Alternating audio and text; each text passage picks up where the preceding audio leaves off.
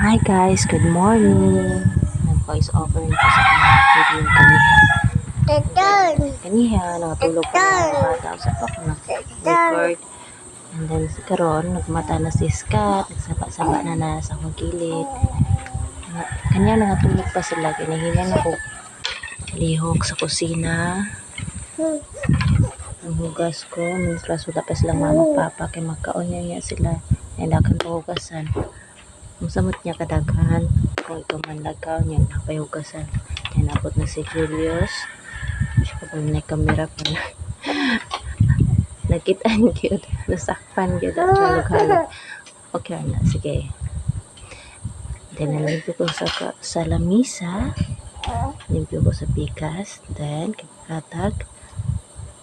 Manilig na ko. Then, nahunong lang ko ano na tayo mangkay. Si Julius daw ka rin sa kusina. Nasugatan ako. Then, tabangan lang ko na ko siya kukad ani. Niya. Para siya makakaon. Wala lang silang mama. And then, mga una.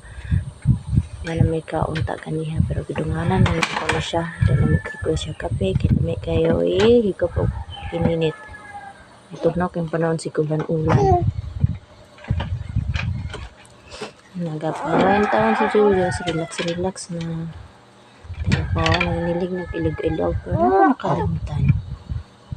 Ay, ang lamisa di ay. Wala pa naman. Trapo. And then, balik mo po panilig. Itiwas ko panilig sa kusina o sa sala. And then, si Julius, nahigda na. Si Inday, si Scott, mga tulog pa.